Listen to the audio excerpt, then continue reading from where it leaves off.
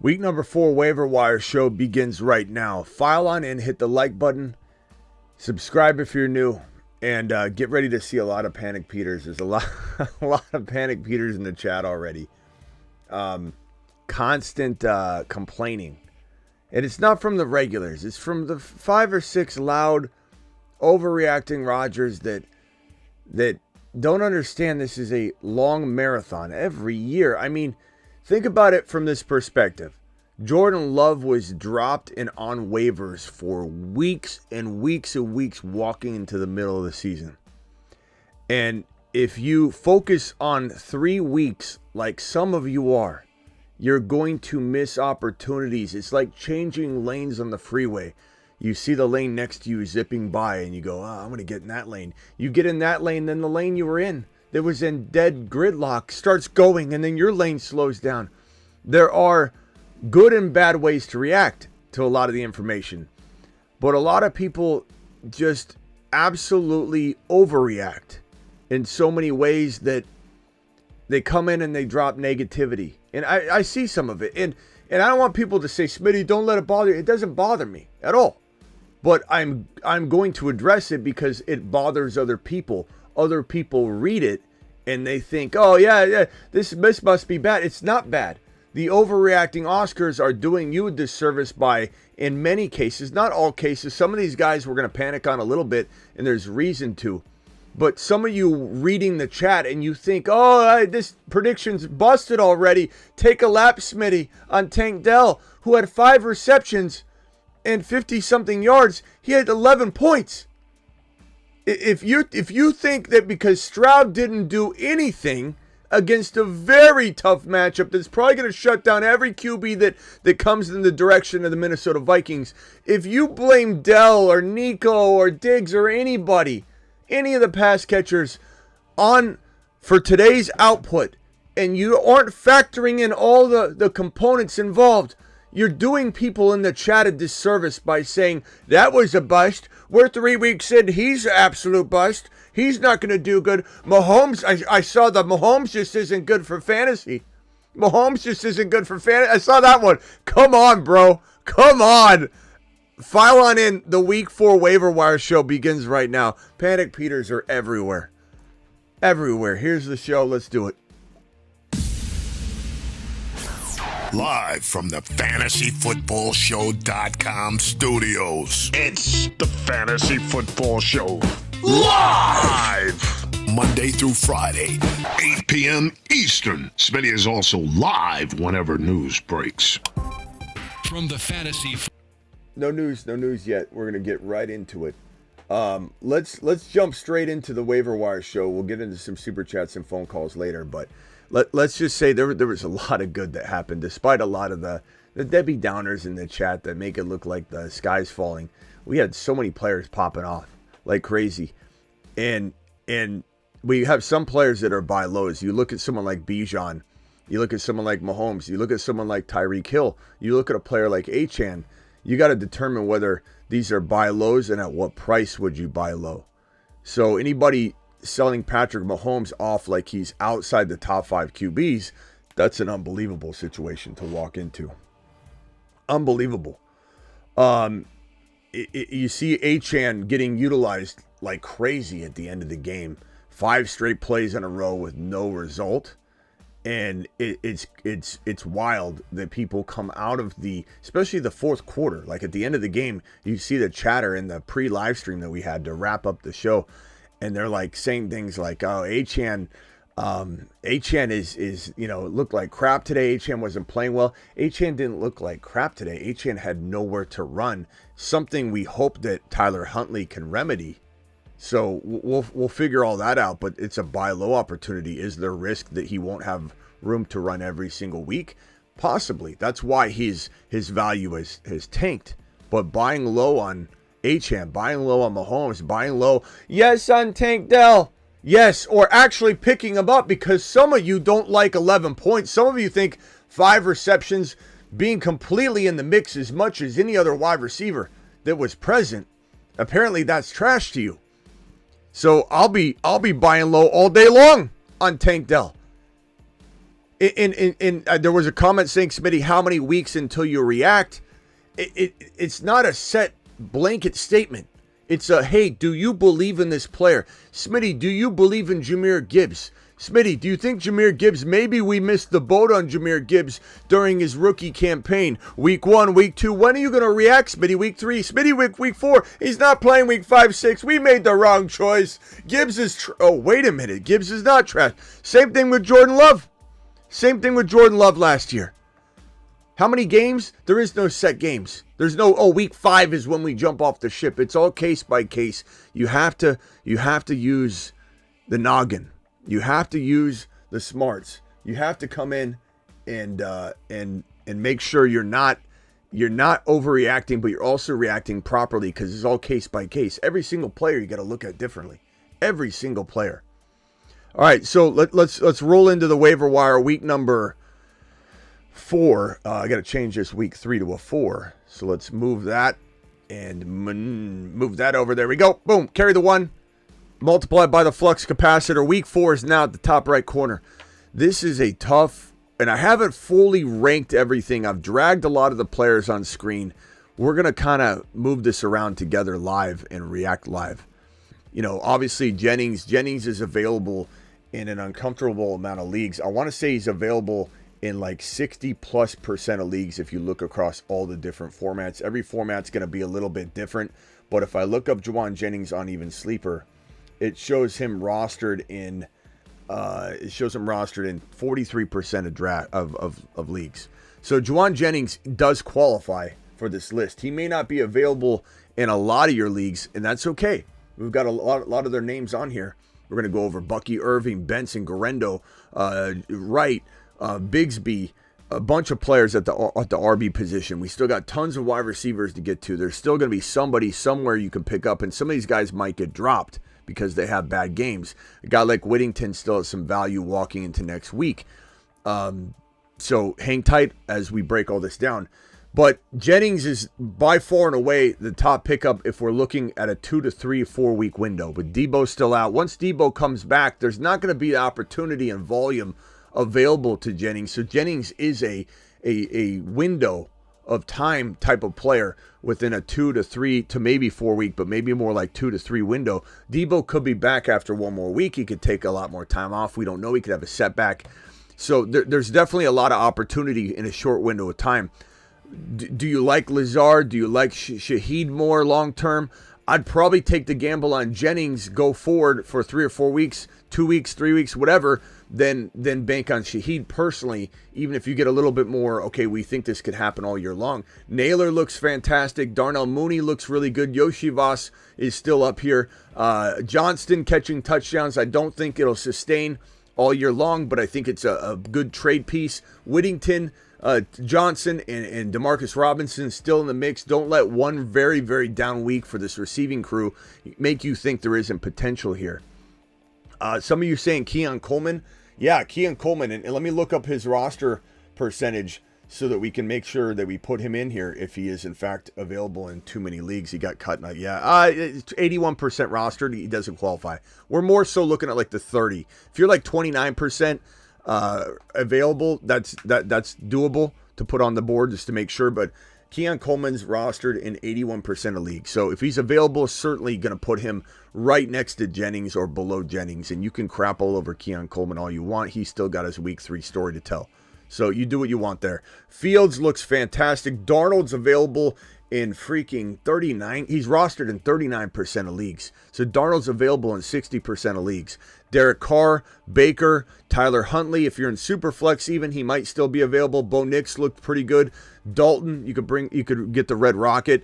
Penix Jr., and at some point Penix Jr. I do believe comes in. Kirk Cousins can look very mid and very mediocre, and it's not necessarily all Kirk Cousins' fault. He's not actually 100% healthy, and they're calling just plays that I don't think they're that conducive to his skill set. So at some point, I do believe Penix Jr. will get in. He's a fantastic super flex stash. But back to wide receiver, there's a load of guys on, even McMillan. Like, they could have later value. Hopkins caught a touchdown. How long will that last? Pierce keeps grabbing a deep ball, but he has an inconsistent quarterback, which is why A.D. Mitchell's falling here. But A.D. Mitchell's got the talent. Unfortunately, the situation is shaky for him to be up in here, but he's down right here. Atwell is obviously back on the board. Once both injuries occurred, this guy's going to be utilized, but it's a quad of wide receivers. Unsure which one's going to be the guy in week number 4. I would say, if I had to lean in the direction, I would say Whittington. The running back stable, we've been talking about this running back stable all offseason long. Preemptive week 1 waiver wire show. Steele looks fantastic.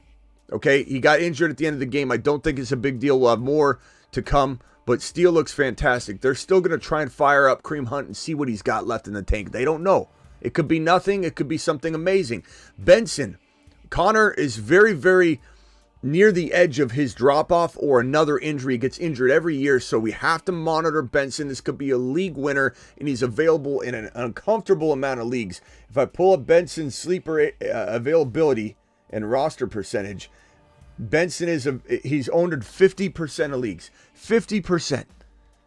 That's wild.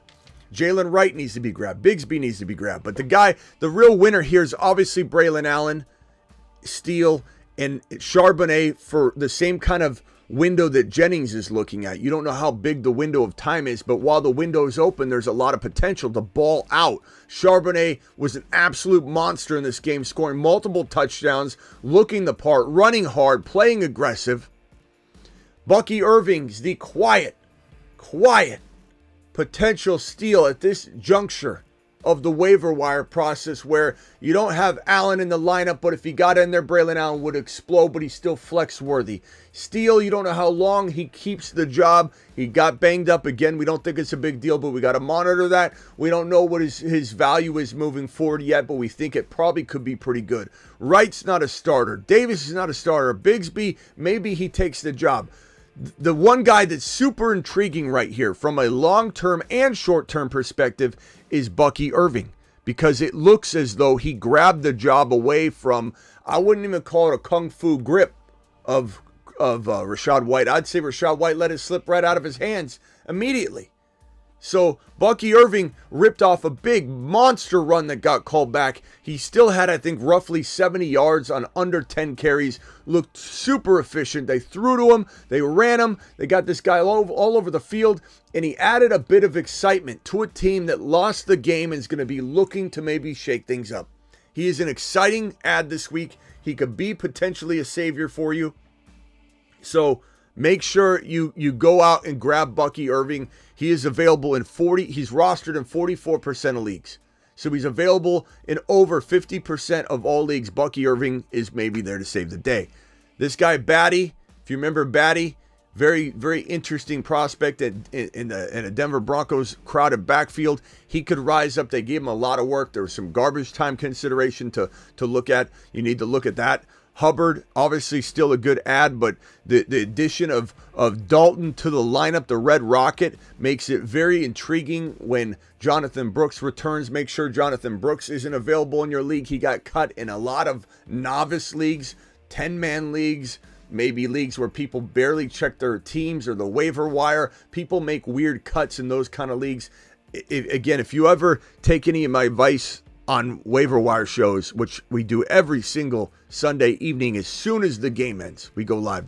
The game, the placeholder for the video is usually up while the game's ticking down in the final minutes, so you can get in the chat and talk live. But when we go live to talk waiver wire, the one thing I'll say every single week is make sure every single week, once waivers process, you take a gander down the drop players. Make sure you're looking at who was dropped, because sometimes the win elite players and gems are in the column of drop players in the first wave of free agency. So you never know who's going to pop up. You might say, Smitty, some of these guys aren't available in my league. They might not be, but they might become available when you go through the waiver process. So you got to keep tabs on it. Maybe Garendo gets dropped and he becomes available and you're a Mason owner. Maybe you see Kareem Hunt get dropped because he got deactivated. The person that picked him up thought maybe he wouldn't be. They didn't drop him in time, and now they're like, I'm getting rid of Kareem Hunt. He wasn't even active. So there's all kinds of potential drops that could occur.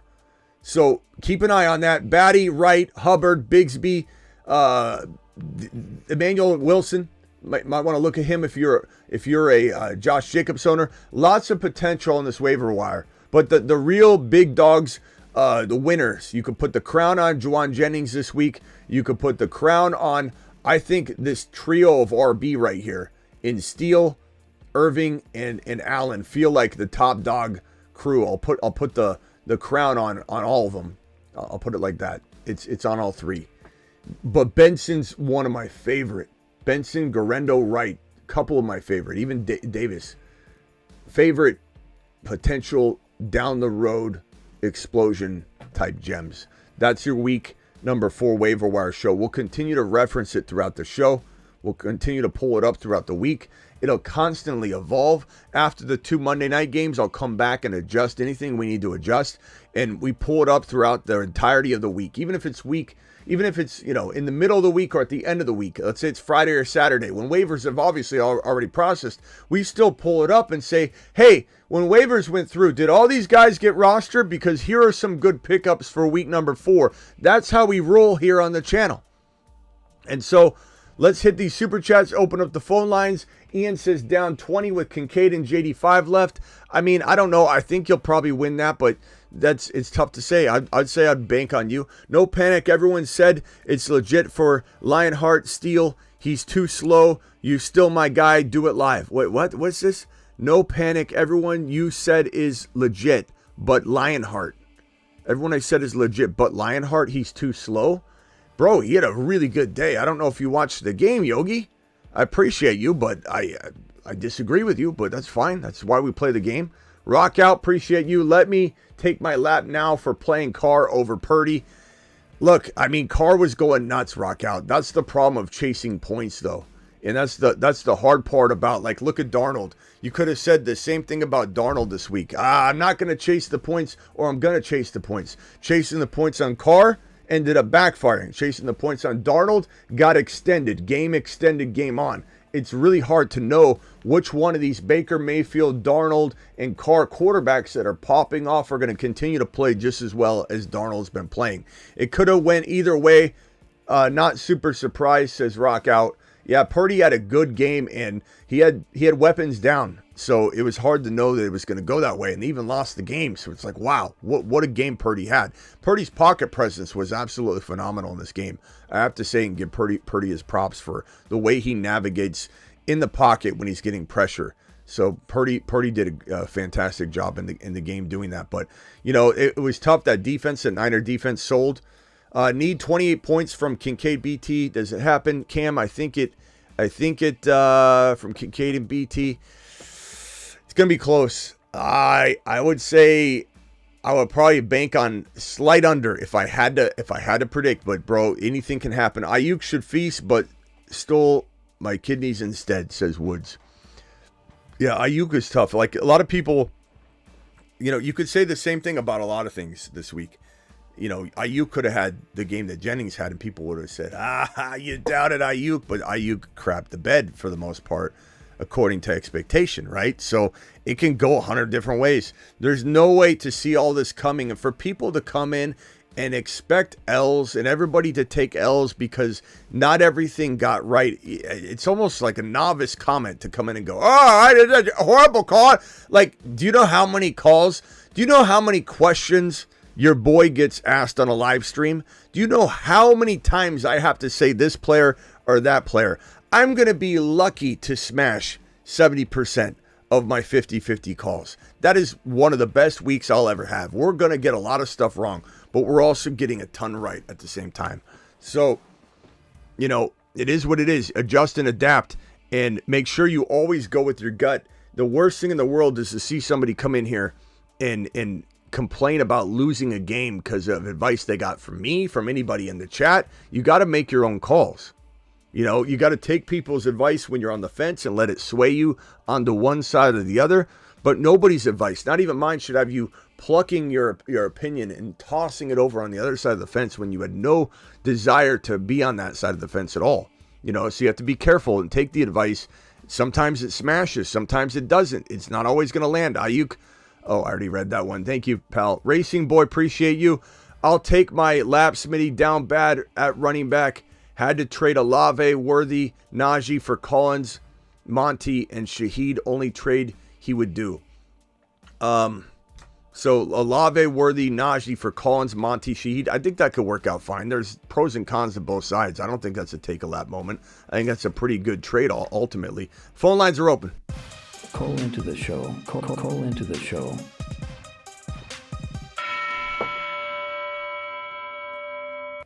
Dial in.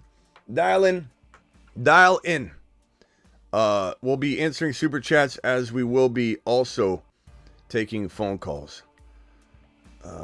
I don't know how many people I'm going to put on the line at once, just so you know. So don't be upset if you don't get added. Let's go over to Tate. Tate, you're live. What's up, Tate? Hey, I was wondering, so like, I'd say I just did some trades, right? And I'd say everything is good on my team but Anthony Richardson. I don't have a backup. So I don't really know what I should do about it, like who I should trade on my team. Give me your squad. Let's break it down. So I have Barkley, I have Gibbs, I have Malik Neighbors, Xavier Worthy, Sam Laporta, Tank Dell, Tank Bigsby, Josh Downs, George Pickens, Jaden Reed, Calvin Ridley, Demarcus Robinson. Yeah, I'm not getting all these. I'm not getting all these. I'll just say, okay, so you have AR5. You're trying to get out of AR5. I don't know that I'm necessarily panicking to the point where I'm disassembling Neighbors, Gibbs, Barkley, all of your big dogs. But would I be tempted to use a read of sorts, like a read or something to try and upgrade AR5 or to get somebody's QB like Dak when they have maybe a Kyler and a Dak on their roster? The one thing you'll find, and your only move is to go to that team that has two QBs. There might be two teams that have two QBs. The reason someone might make that trade is Dak doing well on the bench when they've got a guy like Kyler is a absolute mind bender each week. And the person that owns both probably wants out of the situation because they don't know what to do each week and it's driving them nuts. So if you go to the Dak owner using Reed, you might be able to get that done if that's what you want to do. And I don't think it's not the most devastating trade. I hate getting rid of Reed, especially with Jordan Love coming back. But like, that's an example. And I don't even know that I want to do it for Dak. But you know, would I do it for another quarterback? We'd have to go through the list, but I still think people that are going to over panic on AR5 are going to regret tearing their team down and then eventually having AR5 because let's say no one wants him and you have Dak and AR5 now and you're struggling each week as to which one to start and you've lost Reed from your lineup. So you got to kind of make the call. Do you want to take the gamble and ride the AR5 train a little longer, hit the waiver wire, pick up Penix Jr., figure out how to make yourself in the best position to weather an AR5, unfolding? Or do you look at this as AR5 was a top 4 quarterback in week number 1. He struggled in week 2. He had a horrible matchup in week 3. And we knew that. And on me, I'll even take my lap on that of thinking, you know what, he's going to run the ball. He's kind of a different player than most in terms of trying to match him up against a D and saying, hey, they're going to shut him down because he runs the ball so damn much. 2-3 rushing touchdowns can happen with this guy at any moment. Do you overreact or do you not? That's up to you. I kind of feel like in the leagues where I have him and I don't have, and I like AR5 walking into the season, so I do have a few shares for sure. I have one league where AR5 fell so late I had Lamar and AR5 back-to-back. I got them both very late in a league where people disrespect quarterbacks, so I'm fine there to rotate that. I'm going to put Lamar in next week. I'm admitting that. But in leagues where I just have AR5 and let's say an Aaron Rodgers or AR5 and a Cousins and Penix Jr. as the backup, I don't think I'm going to tear down anything this week. I think if anything, you can't trade our AR5 anyway. So, and I look at your team, and if I'm not trading any of these guys, let Reed gain his value. You might get a better quarterback if you go shopping the next week. So, if it's my team, and this is just my advice, the only problem is he has Pittsburgh next week, which is still a tough defense. So it's not the easiest. He does have kind of a rough schedule in spots, but I would probably say ride it one more week or try and see what Reed could get you. And I forget some of the other players you mentioned, but you can obviously use those examples. Just don't touch Neighbors, don't touch Gibbs, don't touch Barkley. Yeah, I actually just traded JSN for Reed. You think that's a good idea? I'm fine with that. Yeah, I'm fine with that. And try to get Jordan Love. Jordan Love is. You tell me he's on waivers or something, I'm gonna lose my mind. But try and get Jordan Love. Yeah, what's the Jordan Love owner have at quarterback right now? What's he rolling with as he's waiting? He has JD5, and I think he would do Gibbs for JD5, and he has Josh Jacobs. No, I don't want to do that. Why would I want to get rid of Gibbs? It's just Gibbs is scaring me a little bit. Why? I don't want to be a panic Peter, but like panic the Peter. difference between like he just scored. I mean, it's like I don't know. Montgomery seems like he's taking a lot. Well, bro, they're both feasting. Gibbs is in there a ton. There's nothing to panic on. You're being a little bit of a box score, Bobby. He had 16 carries this week. He had a receiving touchdown, which was a pitch. Obviously, he's so embedded in their passing attack. They had him in the hook and ladder plans, bro. Don't panic about him. That's a ridiculous thing. He has back-to-back 80-yard games rushing the football. He's running back 15, 10, and 12, and he's at a really slow start. That's pretty damn good. That's all green. His entire thing's green lit, except for the attempts in week 1, which is 11, the attempts in week 2, which is 13. He had 16 attempts this week. You're being a panic Peter. And to trade him for JD5, who's no more I love JD5, but he's no more proven fantasy-wise than AR5 is yet. Like, let's realize what you're saying. You're trying to downgrade Gibbs into Jacobs, who I like. I buy low on Jacobs, but no, this is not the trade. Like, if you were gonna get I don't know, bro. If you were gonna get, let's say, Josh Allen and Jacobs for Gibbs, then we're talking. You're talking about getting Jordan Love, who I like a lot, but you might be debating Jordan Love versus AR5 if AR5 gets back on his horse. You can't do that. All right, Nate, got to go. Appreciate you, bro. Call back if you got another one. Let me hit these super chats real quick. I got Eric with the super chat here. Smitty, Laporta's my only tight end. Any advice on waivers? This is the waiver wire show, bro. So you got the whole list right here, my guy. Parkinson, Henry, Strange, Okonkwo, Gesicki, Conklin. Komet looked pretty involved. Sinnott would be a downstream guy, but this is the waiver wire list. Keep an eye on Hill. See what happens with Hill this next week. But yeah, that's the waiver wire list, my guy. I would attack that, see who's available, and then bring it to us, and we can weigh out one or two of them. 0-3, feel like I lost, but not panic. 10-team league. Mahomes, Mason, B. Rob, Sharbs did great for you. I'm gonna guess you didn't have him in there though. That's probably why you didn't have a good week. But Tyreek, Puka, look, you got hit with injuries, bro. I would stay strong on this. There's not much to trade yet, but let's see how the dust settles. This is a good squad. You could maybe trade B-Rob. We'll wait and see what happens. But B-Rob and maybe J-Mo for one better player. You know, a Jacobs can be bought very low right now. Achane could maybe be had right now for that. You just don't know. But it's a good squad. I would not freak out about the team. 2-1, 10-man league. 2 flex. I got AR5, Pollard, Stevenson, Amon-Ra, Chase, Marvin, London, Bowers, benches, Irving. Nice job with Irving. Do I trade to get some better running backs? I'd probably say you need to.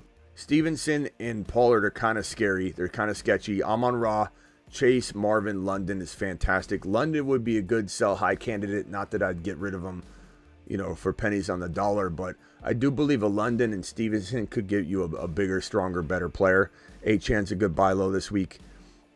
JT's off the table. Barkley's off the table. And Barkley wasn't exactly like on the table for a super big buy low discount, but he had a lesser game the week prior, so the window was kind of cracked open for a trade that would be he'd be lesser than he really should be going for.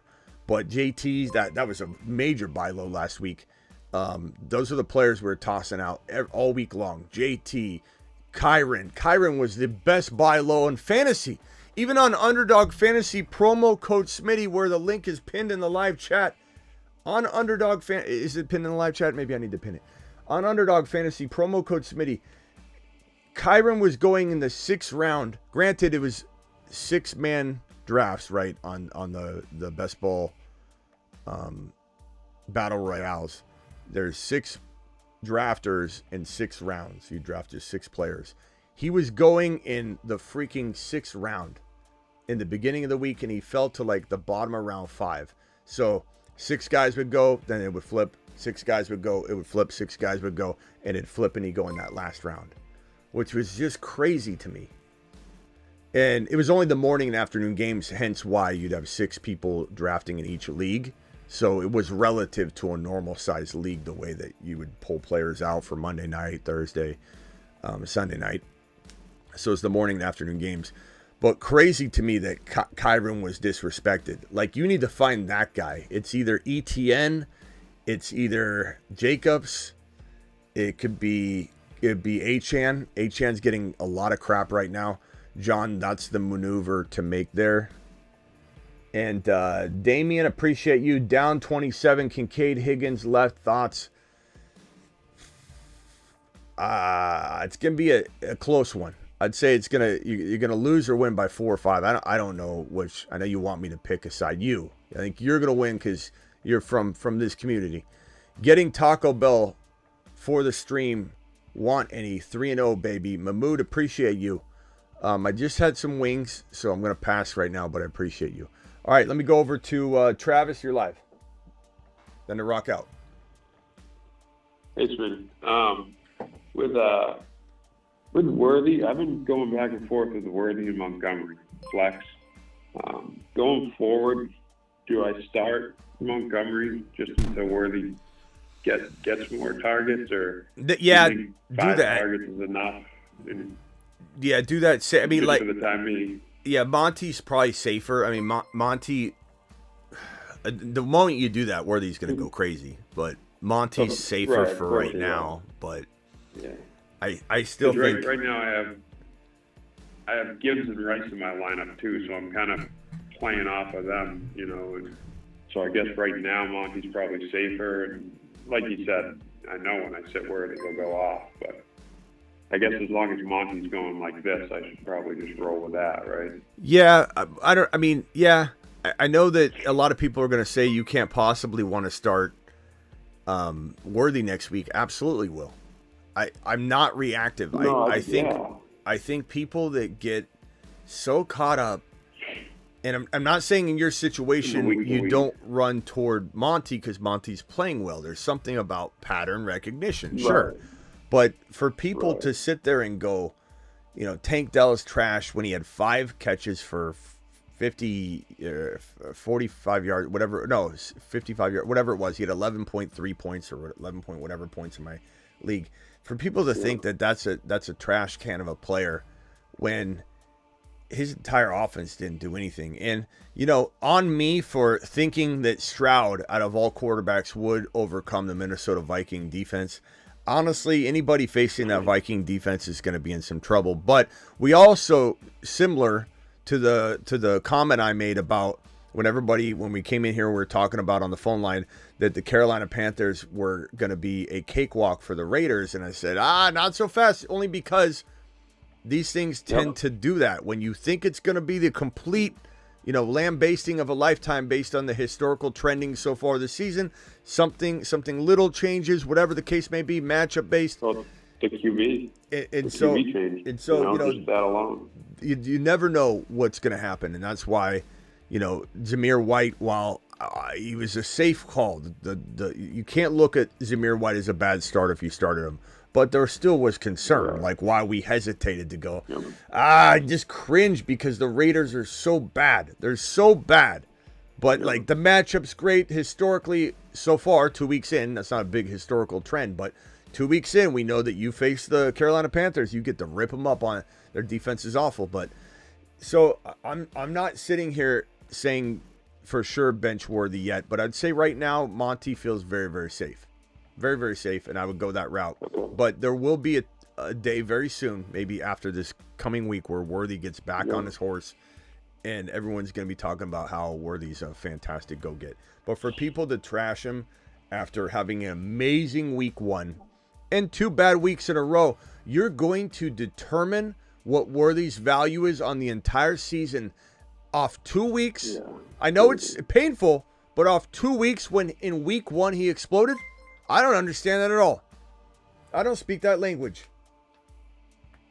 I don't speak that language at all. Yeah. Okay, hold on one sec. Yep. All right, hold on. Rock out, you're live. What do I do with JT? Say thank you. Yeah. Tell him thank you. You may have another one. Write him a handwritten letter. Bake him some cupcakes with some blue and white on it.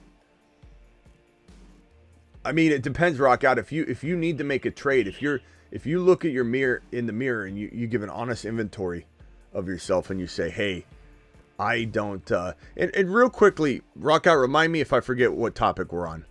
JT. Mm-hmm. Slap my face so I remember. JT. The same Panic Peter reactions we have right now on Worthy, and I agree, AR5, because visually he's not accurate right now. And I don't know if that changed. I don't know. Shane Steichen I believe in, but Shane's got to run the man. This guy's got 20-something rushing yards, no touchdowns on the ground. That needs to happen for them to not only win, which they won, surprisingly, but they need to have him producing. But anyway, there are some reactive situations we can, I think, accurately react to, and there's others that I don't think we should. Kyron Williams, everyone and their mother was overreacting to Kyron Williams walking into week number 3. And he goes out and has a hat trick. And he has 5 rushing touchdowns, which I believe leads the league, right? 5 rushing touchdowns through 3 games. What?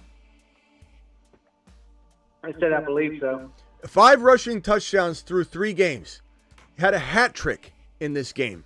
And everyone and their mother is now saying Kyron to Saturn, which I agree with. Anybody that putting that in the chat, I'm not ripping on you. I condone it. Kyron to Saturn. Let him cook. However, look how quickly things turn. Things turn so quickly, so please be careful reading the negativity or absorbing the negativity when you know in your heart the player is going to be a baller. Can everybody mute that's not talking right now? Because I got a bunch of reverb in the background. Rock Out, to answer your question about JT, if you look at yourself in the mirror and you say, I cannot win. I cannot win. My team is not good enough to win. And you've got to trade JT. What? I don't know if that's your phone, Rock Out, but it's talking back to me. If you look in the mirror and you say to yourself, I cannot win. Rock Out, can you mute until you're talking? Because it's just really bad, bro. Thank you.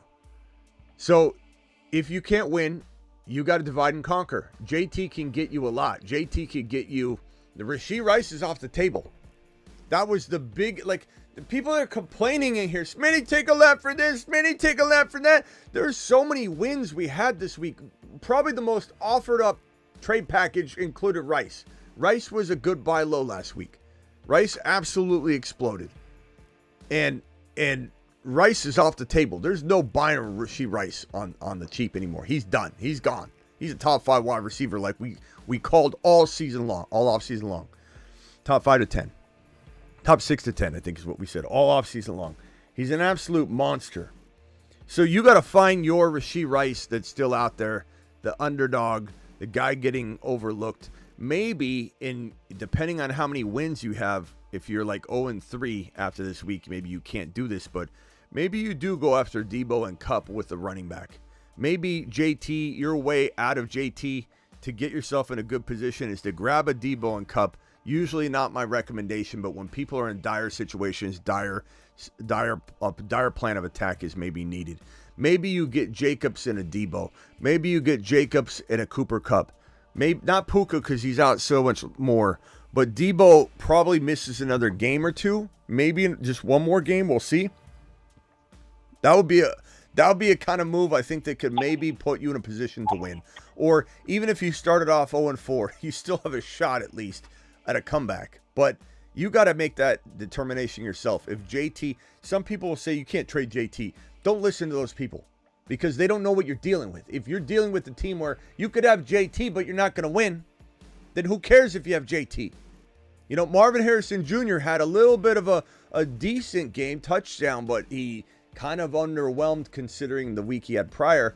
And that's weird to say when he scored a touchdown, but people are fickle, man. Maybe you're getting MHJ and an RB. You know, there's definitely ways to sell high on JT. And I'm not saying I do it if you're winning and you can win the championship. But I think this is the team that you're worried about. So I would probably condone a JT trade for you. Yeah, my only problem is Walker being out. Maybe if he comes back next week, I could possibly win, but I'm not sure. Yeah. Well, I mean, here's the thing, Rockout. I don't mean to hit you where it hurts, but can you win anyway, even with JT? If you're going to lose this next game, even with JT, then why not lose while gaining players that are going to help you crush when they come back? That's my thinking. I'm not saying this is a very unique situation. Yeah, a very unique situation. I'm not going to advise people to run into the fire on every situation, but there is a time and a place to say I can't win now anyway. So I might win and squeak a win out next week. I might not, but I know that if I get a Debo or I get a Kupp, and I add that to a bad playing Jacobs who played amazing the week before, and there's something coming on the horizon. It's called Jordan Love. Jordan Love's going to enter this situation again, and if Jacobs is somehow cheaper, so go to the Jacobs owner, go to the Debo owner, go to the Kupp owner, see what they have. All right, mute yourself, Rock out, because that noise is atrocious. All right, hang tight. Let me hit these super chats real quick. Rice and Kyron won my match going 3-0. Congrats, Rise Above. Absolutely thrilled to hear it. Was offered Christian McCaffrey for my Mason. That's weird. That's weird that someone even wants to go in that direction. I guess I would. Your situation is very similar to Rockouts in that I would give you the okay to maybe do something like this if you could survive it, maybe, or you've got a good record, but your team's falling apart, but you're like you're going to be 2-1 and you could survive it. But that's a wild trade. I'd rather you just find a way to get CMC and pair him to Mason or send him Mason. But, you know, I'd have to hear all the details. This is a weird scenario. Usually these things don't work out when you try and get crazy like that. Please rate my team. Any moves? Allen, MHJ, Neighbors, Bijan, Moss, Pitts, Godwin. I like the squad a lot. I'd be very tempted to trade Higgins, maybe. Wait and see what he does. I think he'll have a pretty good day. Moss could have a pretty good day. You could even trade the duo. Or maybe you trade... I like the squad.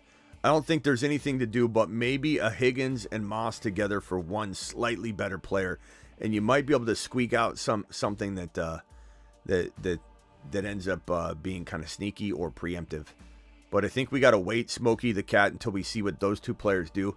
Because those are really the only two players I want you to potentially trade. I like the rest of your team.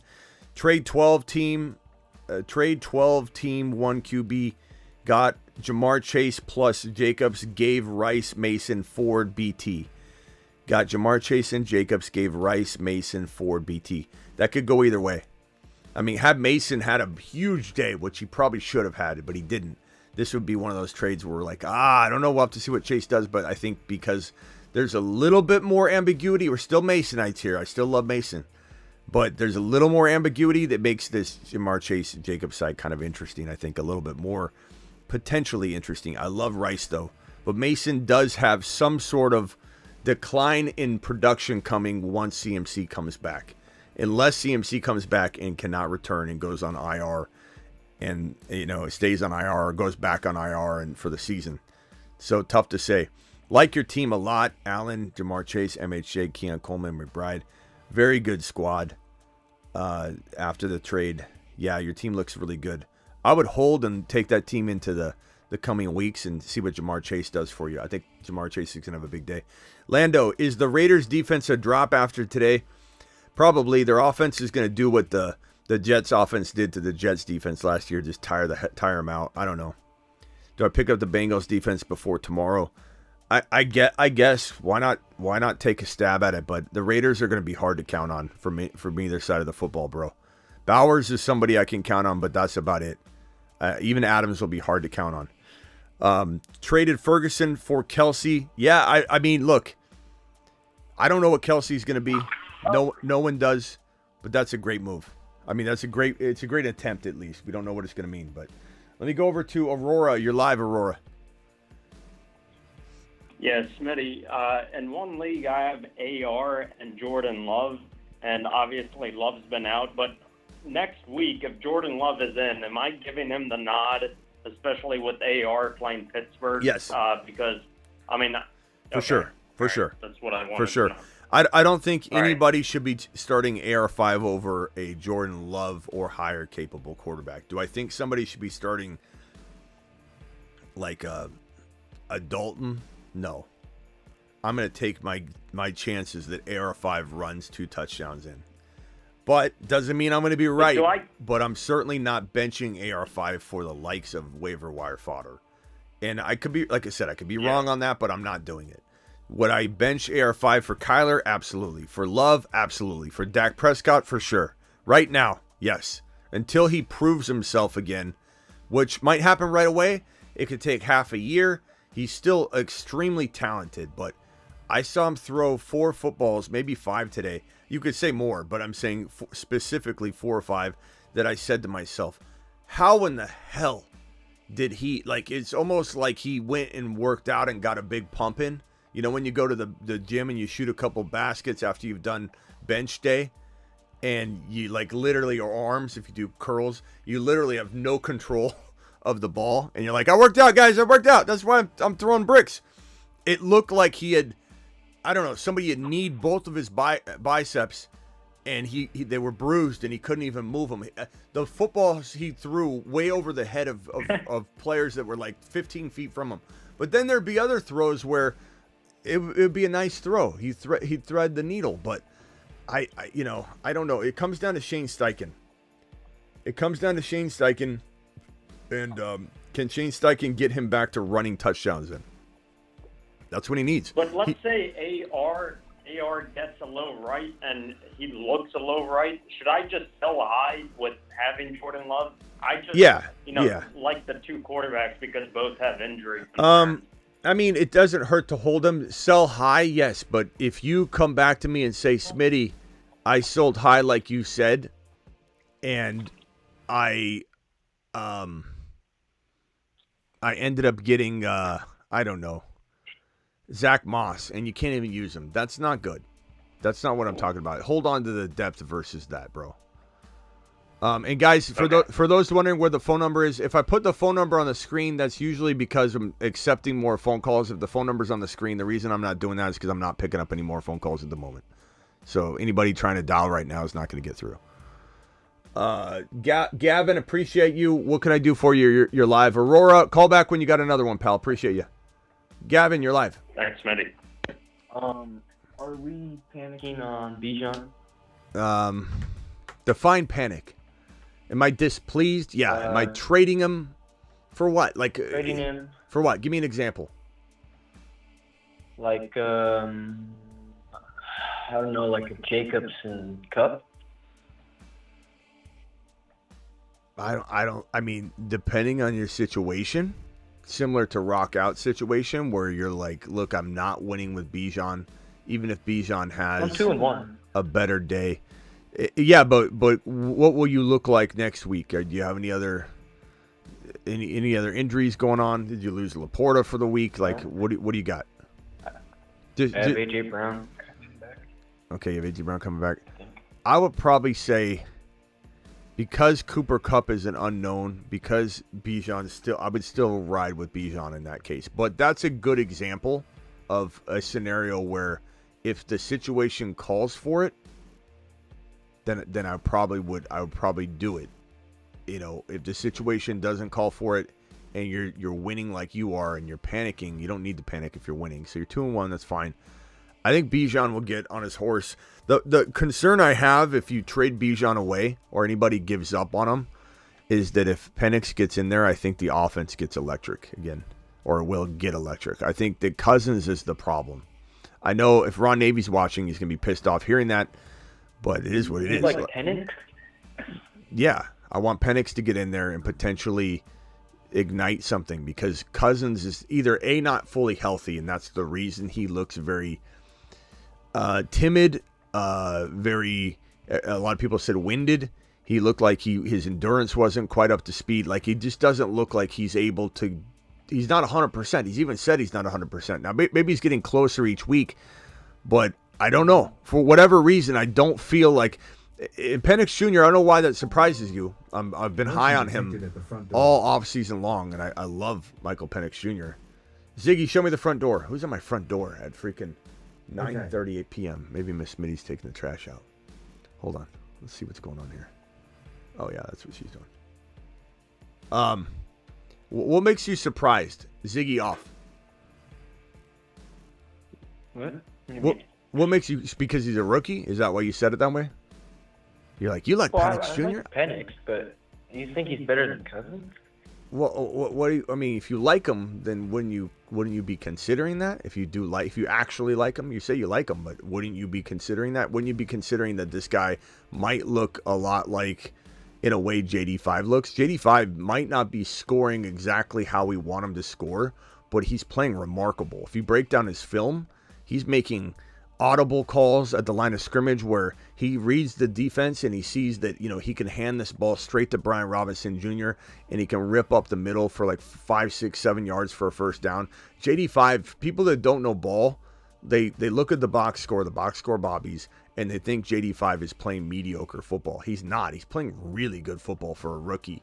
So I sometimes question why people think rookie QBs can't step in and deliver immediately. We've seen it year after year after year. Penix Jr. hasn't been given that shot yet. He's got a plethora of weapons, and I do think that if he gets in there, it will be exciting. So I'm a little hopeful that will change things if it happens, when it happens. I'm not saying I want injury for Kirk Cousins, but I just think Bijan will be better if that happens. I believe he will be better in that situation. I love Bijan. Yeah, panic on him. The answer is this. The simple answer is this, and it's a great question. I think a lot of people are thinking it. It is a great question because people are thinking it everywhere. You could come out here and drop 30. But do I think at the end of the day, people should be buying into the temptation of judging the man after 3 weeks when he's getting elite top 1 to 5 running back volume? And he did score a touchdown. The volume wasn't necessarily there today, but it was in the 2 weeks prior. So let's look at the touchdown as a positive, something he didn't have in weeks 1 and 2 necessarily, right? But let's look at the volume in weeks 1 and 2, something he didn't have in week 3, and just say the whole package will be together at some point. We'll get the entire thing. But Jacobs and Cup, Jacobs and Cup is an interesting go get. I would say even more so Debo and Jacobs if that was. I'm not saying that's on the table because he doesn't have Debo probably, but that would be a little more tempting because you get Debo back I think sooner than you get Cup back. But I don't know, bro. I'm gonna ride with Bijan. I think that there's a lot of upside with Bijan that we have yet to even sniff out. And if you keep in mind Kyren, wouldn't you say Kyren had a very similar weeks 1 and 2 that Bijan had? Kyren had a touchdown, but the yardage wasn't quite there in week 1. Kyren had a touchdown. Did I say Kyler? Kyren had a touchdown in week 1, and the yardage wasn't quite there.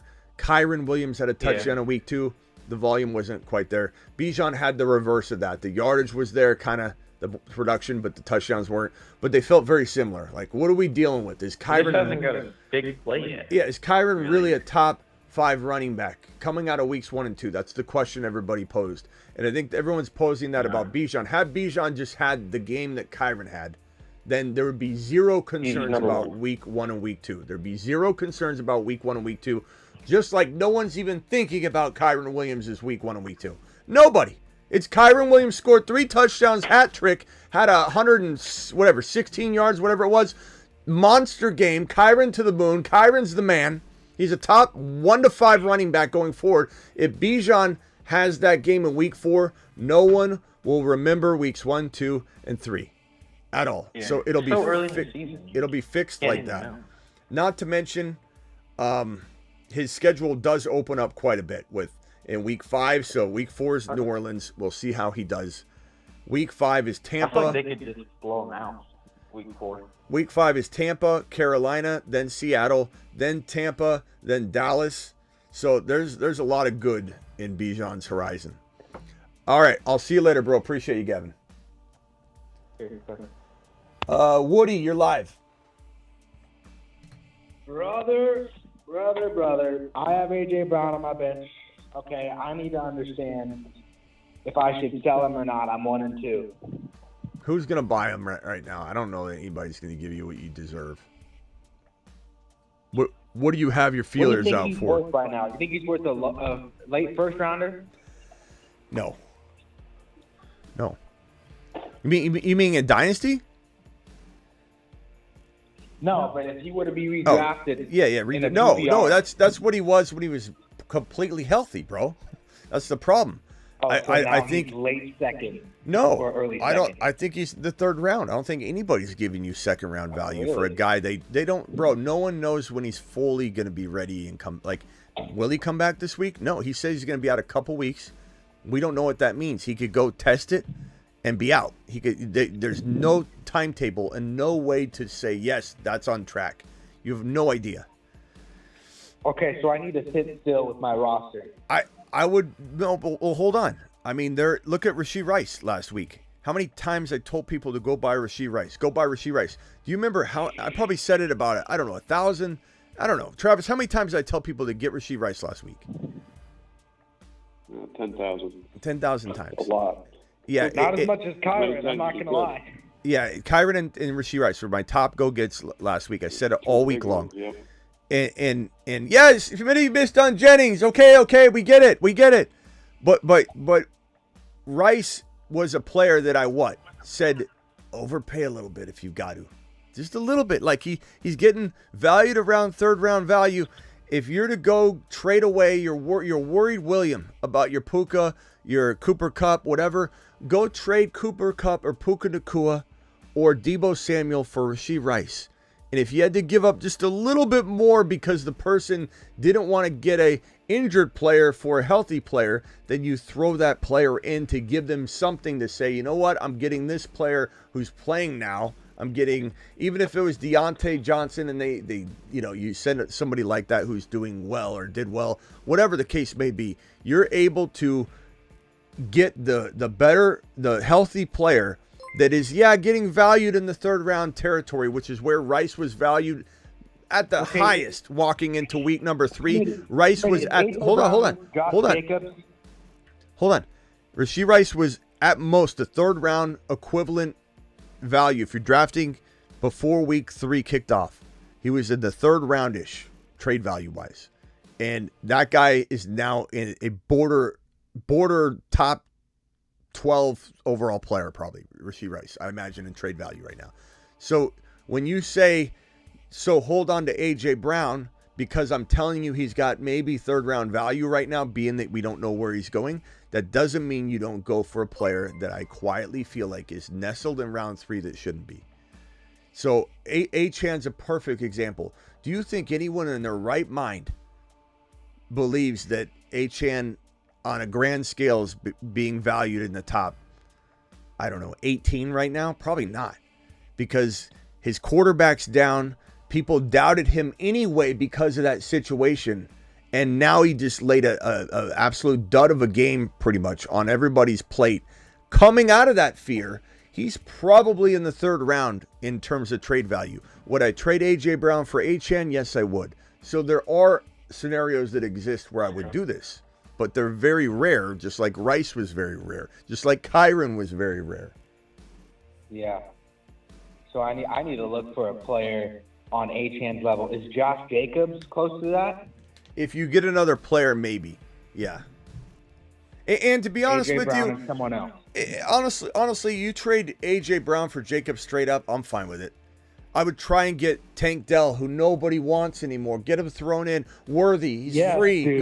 Go get Yes, Worthy dude. for free. See if he's got either one of those guys. You got Deontay. You got Dell is worth nothing right now. You got Deontay Johnson, who just had a. You got Deontay Johnson, who just had a big game, bro, and you see that they got Worthy or Tank Dell. Swap them and say, I don't know. Let's just see if something happens. Let's see if mixing them up does something. Just throw some funny verbiage into it. Get the deal done. Jacobs is fine. He's got Jordan Love coming back. He'll be phenomenal. So you want to get rid of a risky AJ Brown. AJ Brown could miss one more game. He could miss 5 more games. He could try and come back and have a setback, and all of a sudden we have an announcement on a Wednesday that he's going on IR and will be out 4 weeks because the results didn't go well. They did another MRI. Things aren't healing the way they want, and they think that he can rest it for 4 weeks and he'll be fine and not need surgery. You have no clue.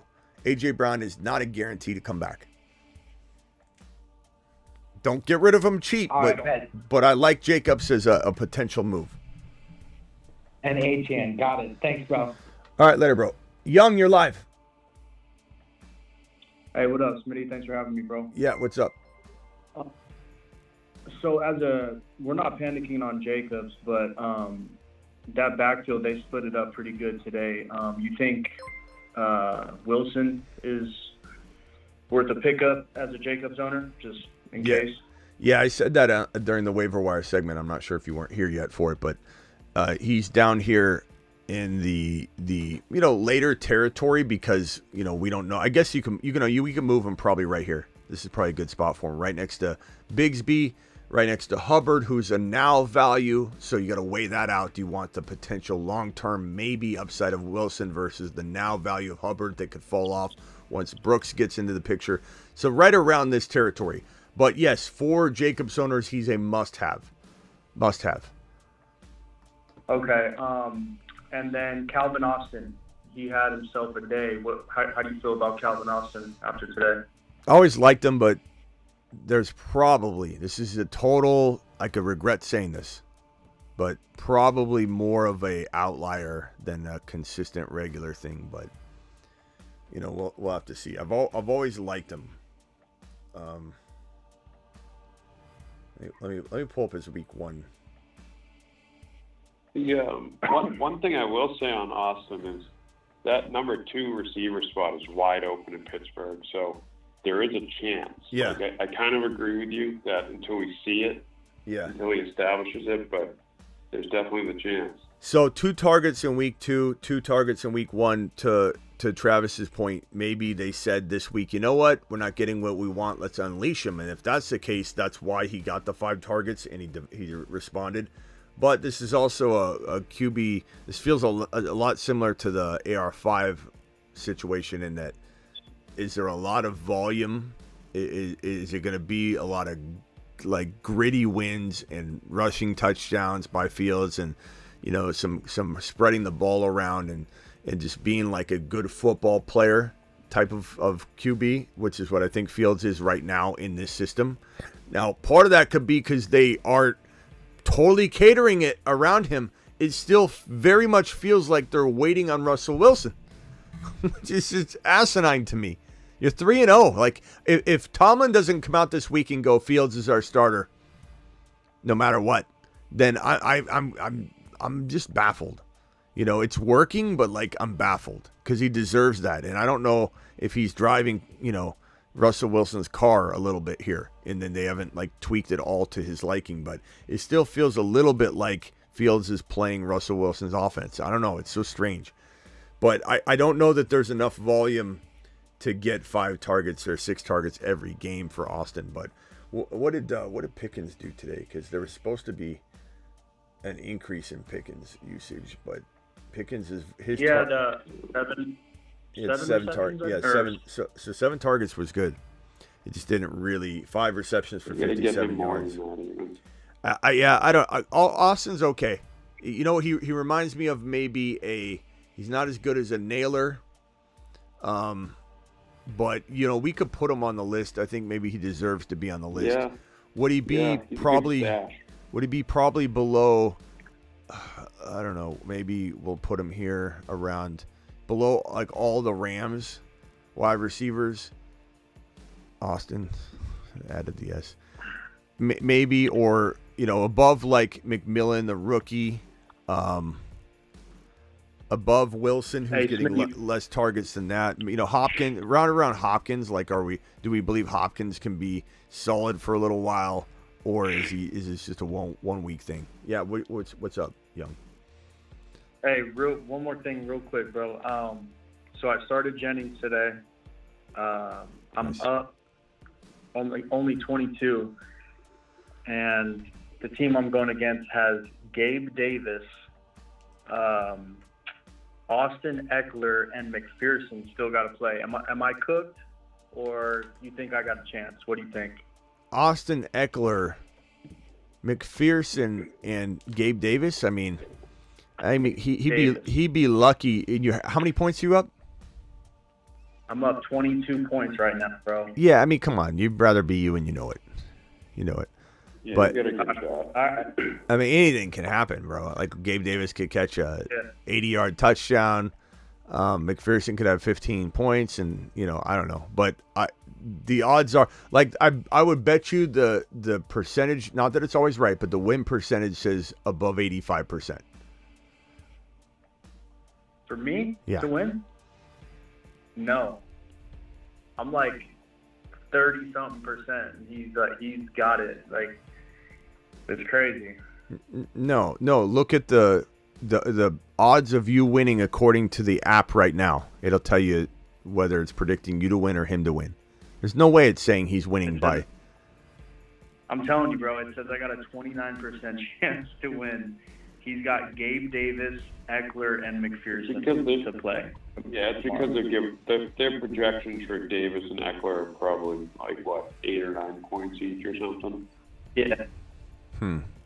Yeah. So. Yeah. So I would. they're just assuming that. I would say it's like 60% at least in your favor.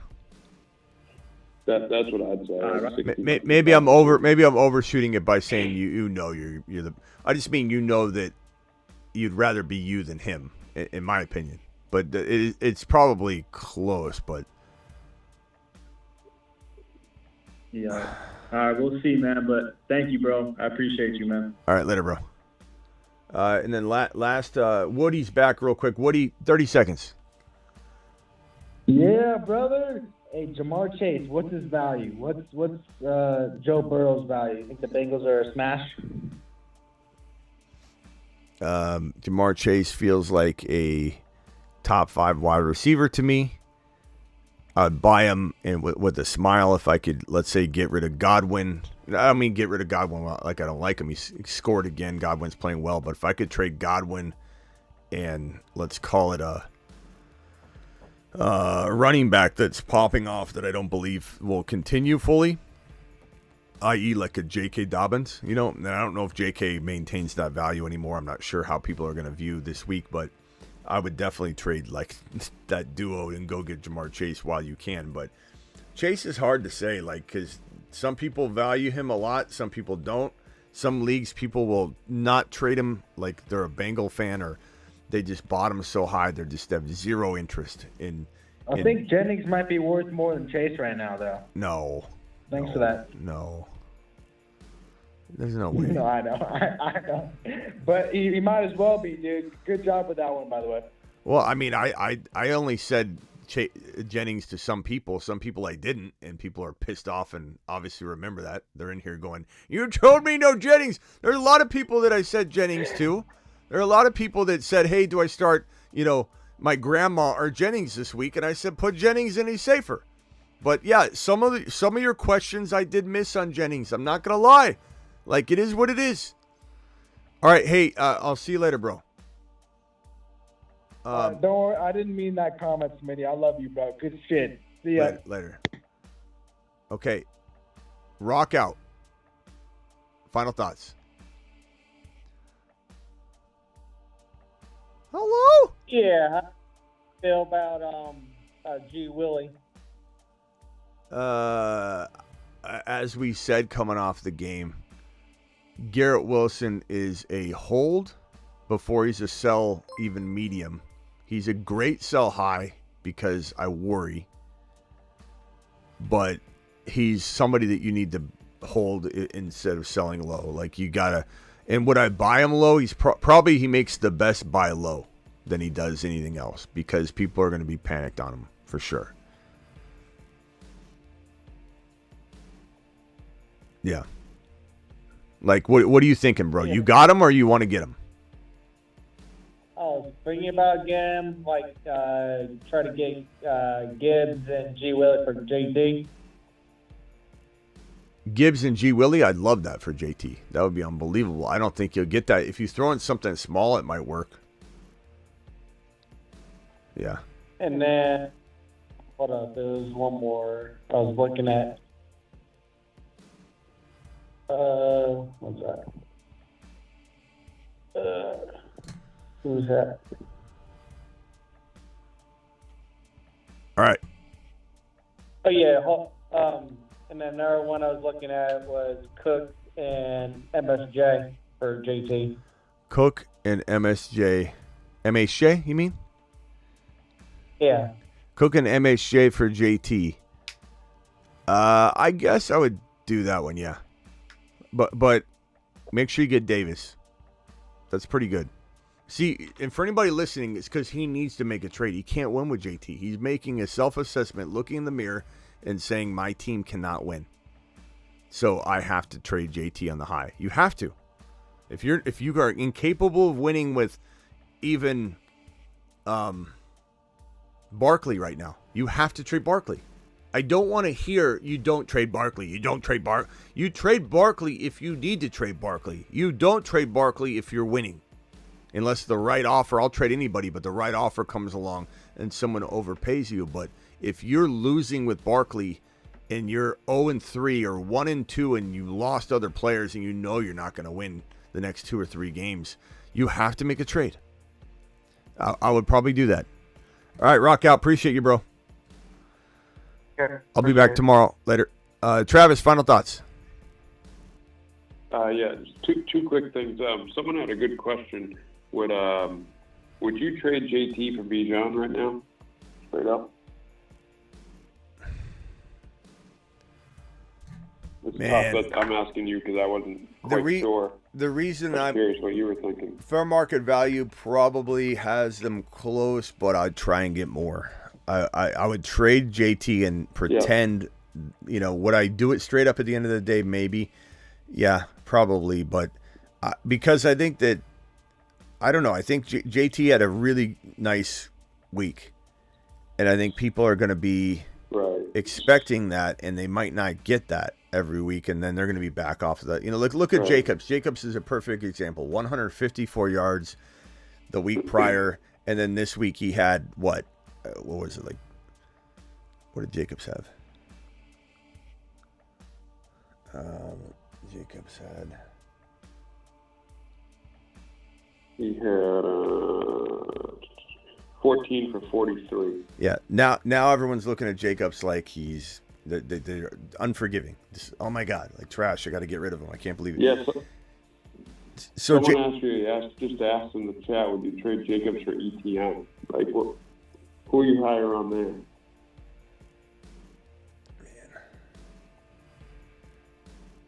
It's just so tough because that's another close one, right? Yeah. It's like a matter of opinion or who you're more comfortable with. I mean, we got that game still coming, so it's hard to fully. I mean, ETN's got a touchdown in each of his first 2 games. He's walking into his Monday night Week 3 matchup. With Jordan Love coming back, I really believe in Jacobs. I'd probably say give me ETN. But that's coming from me who has multiple Jacobs shares, so I'm okay. If let's say the person that I'm answering this question for has 1 league, I think I'd probably go ETN. But very, very close call. And as for the other question, what was the other question? The JT for Bijan. Oh, I'd ask for more. I'd try and get more just because JT's riding that wave. But I do believe just like Jacobs was 150 yards in week number 2, and now 40 yards in week number 3, and everybody's scared to death. I think JT could very much have that kind of, bouncing around. Taylor, let me pull up his week number 2, so I have the accurate stats here. Yeah, I mean, I just think I think that they're going to try to run the ball more for sure because it worked. They won, but 103 yards in week 2. I mean, he's got 3 touchdowns.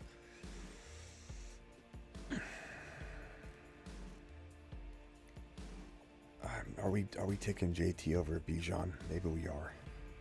No, it's really tough. But like, maybe we are. If JT, if he can keep it up, I mean, they're just going to keep feeding him the ball too while they. Chat, are we sticking to our guns and just being stubborn, or are we going with JT over Bijan? I mean, JT has 18 totes, 12 totes, and 23 totes.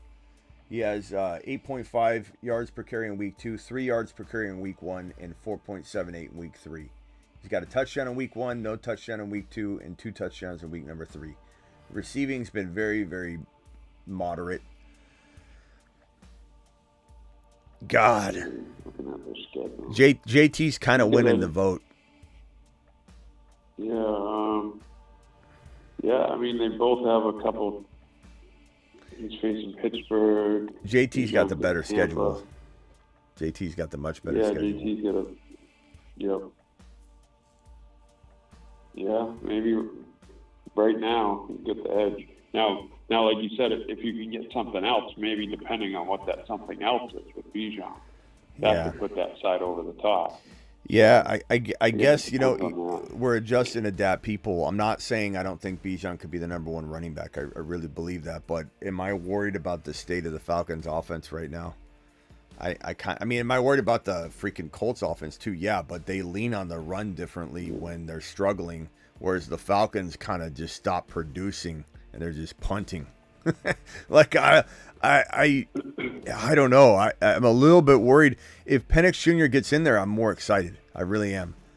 I'm gonna say JT, but try and get more and pretend like you're not gonna do it unless he gives you more. If he gives you a Worthy or a Dell as these examples I keep throwing in as accoutrements, I'm taking that. Yep. All right, good question. Anything else, Travis? Yeah, just in terms of like stashing guys on the bench.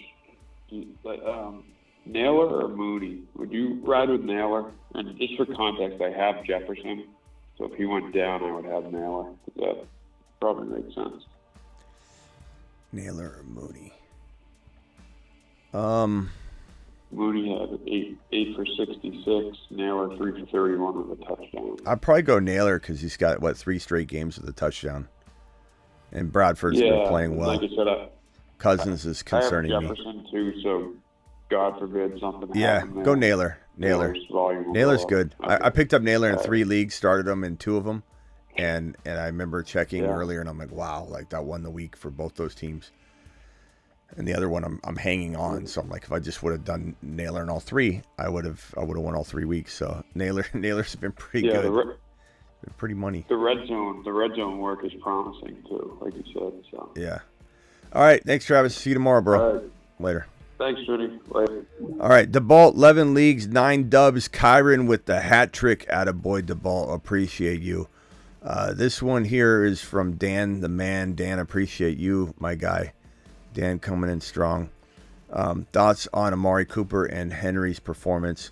I have both considering trading away. I mean, I'd definitely consider it, but also keep in mind, like, Henry could fall into the end zone over and over and over this year, even if the yardage isn't there. So the fact that he had some good yardage was nice, but I do think he'll break at some point, given he's 30 years old. I'd probably say, like, I'm trying my best to look around, but I don't think you need to necessarily panic.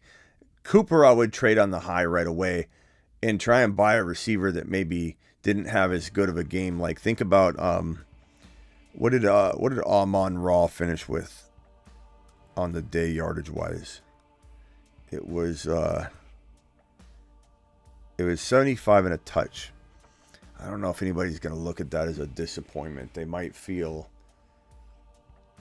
like you're going to have to give up Cooper and something. Like JK was perfect last week. I don't know what JK's value is right now. But that's something I'd strongly consider. You know, a Cooper and a JK, Cooper and a Charbonnet, a Jennings and a Cooper. Go get Jamar Chase before the game starts, and that executes next week. But like thinking like in terms of buying low on the remaining buy low guys. Tyreek Hill using Cooper and something. I'd do that. Nick, appreciate you. My league mate hinted to me he might be willing to trade Brees for a wide receiver. Should I offer MHJ? Yeah, probably take it Brees over MHJ. I love both of them though. You have Neighbors, Nico. I could do Nico for Brees as well, but keep Neighbors. I just want to keep Neighbors right now. He's balling out, bro. Fuego, appreciate you. $10 hauler, 10 team, 0-3 help. Mahomes, Bijan, Achane, Wilson, Ridley, Ingram, Strange, Worthy, Debo. And real quickly, you know what, guys? Does he take Brees Hall for any one of the 3 wide receivers? He probably does. Neighbors is great, but there's still as much upside in those other 2 guys. So I'd probably say, Brees Hall I'm still wanting over Neighbors, but this is redraft we're talking about. And I'm not saying I love Brees in Dynasty, but wide receivers last so much longer. So in Dynasty, of course, I'd rather have Neighbors, but I really would. I think Neighbors and MHJ could be the number 1 and number 2 overall wide receivers, and maybe both top 5 picks next year. So, but would anybody rather have Brees or Neighbors in redraft? 10 team PPR 0-3 help. Mahomes, Bijan, Achane. It's a good squad. Don't panic on Mahomes at all. Ridley, Ingram, Debo, Worthy. Don't panic on Worthy. Don't panic on Debo. I'd maybe trade him, but I don't panic. You got, I believe that is that Derrick Henry? Braylon Allen, Wright, Henry. Or is that Hunter Henry? Need a trade. I don't know if that's Hunter Henry. It looks kind of like you buried Derrick Henry down there. If it's Henry, it's probably Hunter Henry. But he's in the middle of running backs, so I don't know. That's why I think it may be Derrick Henry. If it's not Derrick Henry, then I'm looking at the squad and I'm saying, look, you got a really good team. I'm probably waiting on Debo. I don't know that I'm trading anything here for a wide receiver unless that's Derrick Henry. If that's Derrick Henry, I would trade him. And I would trade him for a Jamar Chase, for a St. Brown, for an MHJ, for a Neighbors. And I think Henry could easily get you one of those. Somebody's in need of a running back so bad, they'll trade for the wide receiver. Or they'll trade for the running back. Yeah, if it's Hunter Henry, then I'd probably just wait on that squad. I think you're waiting on Debo.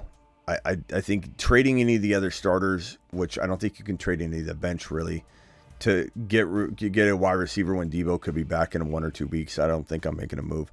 10-team PPR 2-1, Hurts, JD5, Gibbs, Kyron, Monty, wide receiver, Debo, Neighbors, Dell, Reed, Pitts, Goddard. Any moves? Should I start at tight end? You got to start Goddard. He's the hot hand, man. You can't sit him. And as far as a move to make, I mean, you could shop Hurts and start JD5 depending on how he looks, and see if somebody will overpay for Hurts before, overreacting or something based on the week. Like maybe I'd still pay the piper for Hurts to a degree. So somebody might, but I don't know. I mean, this is a really good team. I probably say you've got a really good squad that's very balanced. You can weather through bye weeks. I like that you have 2 quarterbacks, to be honest. I love your running backs. Monty's a fantastic running back 3. I love your Kyron, Gibbs, and Monty running back stable. I still start Hurts. I still love Hurts. Neighbors and Dell and Reed are fantastic. Goddard, I'm going to say stand down and panic with Dell. No, I don't agree with anything anybody says about Tank Dell. And that's not digging my heels in or anything of the sort. He had 5 receptions. His quarterback got completely shut down, and he had 5 receptions. He had 11 points in PPR. He's still pretty well considering. Have Mason, Kyron, B-Rob, Rice, DK, Smith, McBride, Ferguson. I offered McBride for Jacobs. I'd definitely do that. Got countered Jacobs for DK. That's okay if you need an RB and that's the move you want to make. But DK is fantastic, bro. They're both very good. I lean a little bit toward DK, but if you need an RB, they're close enough. I'm okay with either side. I lean DK, though, by a hair. So, can you get Achane? Using DK? Maybe. But JT's off the board. That was a go-get last week. Kyron was my biggest go-get RB. Rashee Rice was my biggest go-get wide receiver. Those guys are off the table. Lamar, Gibbs, Achane, Mason, both handcuffed. A.J. Brown, Cooper Kupp, Neighbors, Worthy, BT, Bowers. Love your team. I don't think I'm doing anything crazy. Traded Gibbs for Nico. I don't hate that trade, but I also think I would have got a little more because this is an RB we're talking about. It's an RB that's producing. I love Gibbs, but Nico's fantastic. I'm fine with this trade at the end of the day. I don't think it's a take a lap moment by any means, but I would have certainly tried to get a little more because I think Gibbs does get drafted ahead of Nico, but by how much? It's tough to say. QBs on waivers are Willis, Penix Jr., or AR5. AR5's on waivers? Come on, bro. Or are you just saying start a waiver wire guy over AR5? You're saying, well, Penix is not a starter. Willis is not a starter. Love is coming back, and Penix Jr. is not a starter. So how are you going to start one of those guys over AR5? First of all, Tate. Second of all, let's not get crazy and start talking about AR5 like he's trash. He's concerned for sure, but what's your alternative? Your alternative is not good, so you're going to stick with AR5. What's the current trade value for Kyler? That's open for discussion, my guy. I don't know, to be honest with you. I would imagine if we're talking RBs, you'd have to tell me what the person that needs a quarterback has, but I would think that you could easily get a Jacobs for him, running back wise, an ETN. You could easily get, I would assume, a wide receiver. It's gonna be tough. I mean, DK's in the cards if the person needs a quarterback badly. I think anything higher than that's going to be a tall order. Rice is now off the table. That would have been somebody. I think maybe a ETN or a Jacobs at running back would be the best bet. Target Brooks. Do I sell Diggs high? He seems safe. And target Brooks. I like Brooks. I don't love Brooks. I like Brooks more today than I did yesterday because Dalton seems to have ignited the offense a little bit. So it gives the future of this running back stable, which will be Brooks in the future. I mean by the future this year, at some point this year, gives me more hope that there's room to run. So, but do I think I'd trade Diggs for him? I don't know. I want a little bit more. See if there's a Worthy or a Dell that you can throw in because people seem to want to drop those guys. Which is crazy. Which is absolute madness. Freaking 3 weeks into football. 3 weeks into football right now. And you got people just absolutely panic Peters everywhere, all over the place. Steven, appreciate you. Dynasty, Gibbs second for Rice, Cook, BT first. Gibbs in a second for Rice, Cook, BT in a first. Because... I mean, I don't know the details, what's your team look like if you do this. I'm going to lean Gibbs. I think that Rice is going to be suspended for at least 6 to 8 games next season. I don't feel differently about that at all. They just pushed the suspension, which is why Rice has been such a value this year. But, bro, I still like Rice long term, but you're probably going to be without him for 6 weeks at least. So it makes it kind of tough to make the move. But at the end of the day, it's pretty even. It's pretty doable. Rice, I mean, Cook is still very good. He's not some guy that might not have value next year. He might have very good value, might have no value. Tough to say. BT's very solid. I'd probably say depends on where the first is. If the first is a top 5 pick, I'd rather have the Rice side. If the first rounder is potentially the last pick in the draft, it's essentially a 2.1, then I think I'd rather have Gibbs by quite a bit. But if it's an early first rounder, even if you think there's a chance it's number 1, that is definitely, I think, the side that has a little more value. What do you think about Olave and London so far? Are they wide receiver ones? I think Olave's a borderline wide receiver one. He showed that today. He had a pretty good week the week prior to. I think it was like 80 yards, something like that. So Olave's had 2 pretty decent weeks in a row, and this week was really good. I think London's had, 2 back-to-back weeks with touchdowns. That's 2 touchdowns in 3 games. That's not bad. Almost had another touchdown. So London's a pretty safe play in a way. I don't know that he's a number 1 wide receiver necessarily, but I think he's an elite wide receiver 2 potential. There's still some risk even at that valuation, meaning he's not a lock to be an elite wide receiver 2, but back-to-back scores, back-to-back 50-plus yards, back-to-back 6 receptions. That's pretty good. Week 1 was a bad week, but I don't know what their trade value is necessarily, but they both have pretty decent trade value, especially if you couple them with another position or a player to get one player. Then you start doing 2-for-1s using these guys, and they gain more value.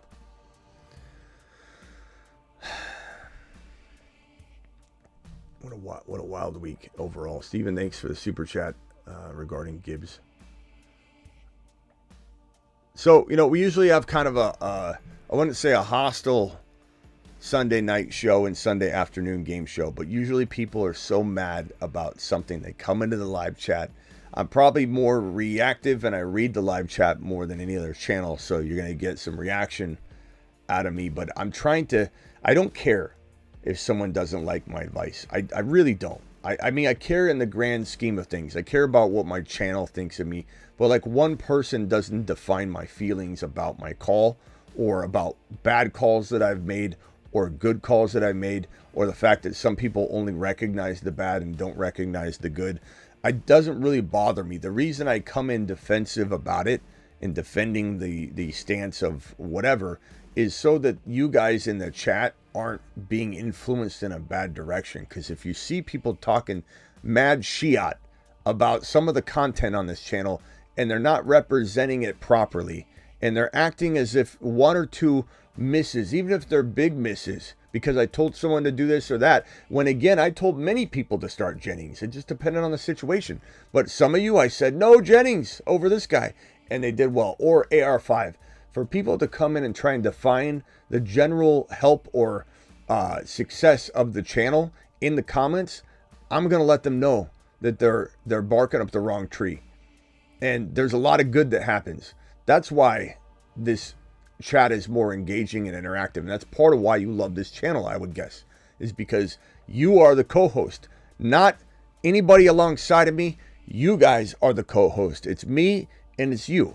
And I work for you ultimately. You guys are the ones that make this happen, and I appreciate that. But I'm also going to defend the bigger picture, the bigger group of people that come in here, enjoy being here, and that don't need to be hearing or looking at stuff that is not accurate, a not accurate depiction of what's going on.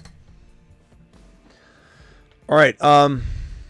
Jay says he's 3-0 following most of my advice. Appreciate you, pal. You're the man, the myth, the legend. All right, where are we at? I think we're about out of here. We have how many people in the building? 763. Guys, if four more subscribers subscribe, we'll go from 29.4 to 29.5K. 29,500. We'll be 500 away from 30K. We just got to 25K like a couple weeks ago. So if you guys would subscribe, if you're watching, the 1,000 of you watching right now, only 220 thumbs up. We got 1,000 people in here and only 200 people have wiped their feet at the door. Please wipe your feet at the door. 221. Thank you for the 1 like. Can we get those numbers pumped up? Those are rookie numbers. Of the 900 people that are in here, the 750 to 900 that are bouncing in and out, subscribe if you could. One more subscribe and we're at 29.5K. One more. Just hit that subscribe button. Do it for your boy Smitty. And let's climb to 30K and let's keep it going. I'll see you all tomorrow. I'm live Monday through Friday at 8 p.m. Eastern every single Monday through Friday. Also additionally live when big news breaks. So I will be back to break down whatever news hits tomorrow. We got Laporta's injury. We've got a bunch of players. Love, is he going to play? We'll probably have some news on that. How's CMC doing? We're at 29.5K. Let him cook.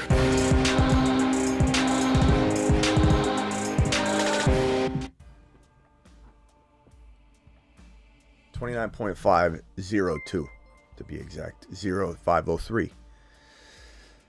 You guys are awesome. You guys are awesome. I'll be back tomorrow. Appreciate every single one of you. Appreciate all 900 of you that are still in the building. All 900 of you. Go Kyron. Kyron's a Saturn. He's Kyron. He's 7 feet tall, and he knows how to handle a ball. He's Kyron. He can take frowns and turn them upside down with his touchdowns. Knight says, I just get upset about the Steeler hate. What Steeler hate? Not from me. I don't know if you're talking to somebody else. You certainly aren't talking to me. All right.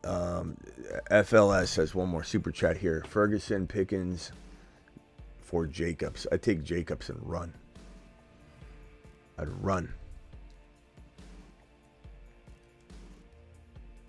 Run, broski. And then here's the other question you had. I have Mason, Kyron, B-Rob. I offer McBride for Jacobs, McBride for, okay. Countered with DK. Do I take it? Or try Ferguson and Pickens for Jacobs. I'm sorry if I didn't read that last part. You're right. Or Mason and Ferguson. Mason and Ferguson for Jacobs. I don't know if I'd do that one. I'd trade Ferguson and Pickens for sure. Yeah, I like that better than the DK move. FLS. I appreciate you super chatting again. I'm sorry if I didn't read that last part. Thank you, pal. Appreciate you. All right, guys. 900 of you in here. Please punch that thumb up button. Please hit that subscribe button on the way out the door. It really helps the channel when you hit subscribe. It helps me get more giveaways. It helps the channel do better. Helps the algorithm. And when we do better, when the channel does better, I promise you the content is better. The live streams are longer. The product is way 100 times better. Appreciate you all. So subscribe on the way out the door. Hit that thumb up button. Slap it on the way out the door. See you all later.